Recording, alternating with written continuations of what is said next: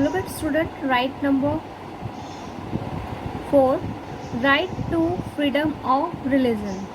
It means धार्मिक स्वतंत्रता, धर्म से related freedom. Religious freedom is provided to all citizens. Every person has the right to practice, profess and propagate the religion of their choice. It means country के जितने भी citizens हैं उन सभी को किसी भी धर्म को मानने का पूरा फ्रीडम है. हर सिटीज़न को अपनी इच्छा से किसी भी रिलीजन को अपनाने का और उसका प्रचार प्रसार करने का मतलब और उसको प्रोपगेट करने का पूरा फ्रीडम है. नेक्स्ट जो राइट है वो है कल्चरल एंड एजुकेशनल राइट्स, यानी कि कल्चर और एजुकेशन से रिलेटेड जो राइट सिटीजन को दिए गए हैं. The constitution states that all minorities, religious और linguistic can set up their own educational institutions in order to preserve and develop their own culture.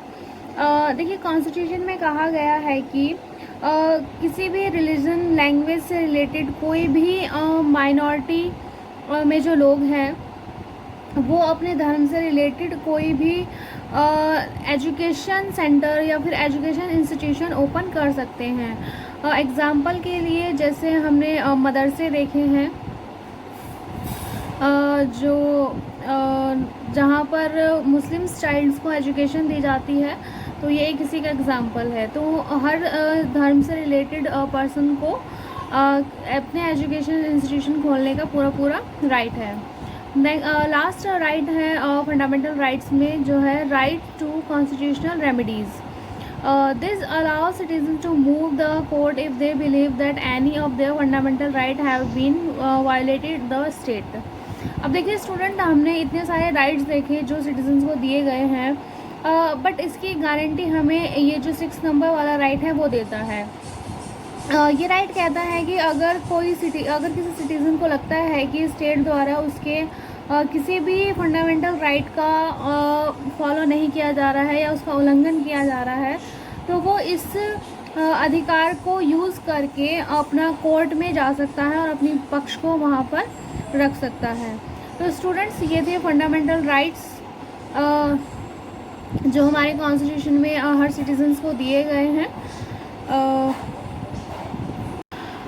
Now student, we see a fifth key feature of our Indian constitution, secularism.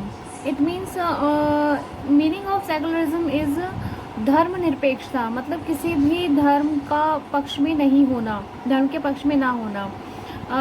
देखिए secular state is one in which the state does not officially promote any one religion as a state religion.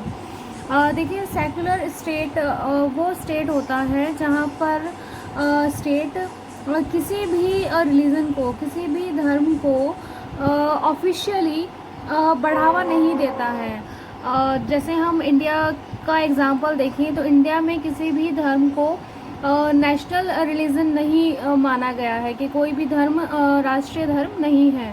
ठीक है, हिंदू मुस्लिम सब धर्म अपनी अपनी जगह है, और ना ही कंट्री या स्टेट किसी स्पेसिफिक धर्म का प्रचार प्रसार कर सकते हैं, यानी कि वो सभी धर्मों को एक समान मानते हैं.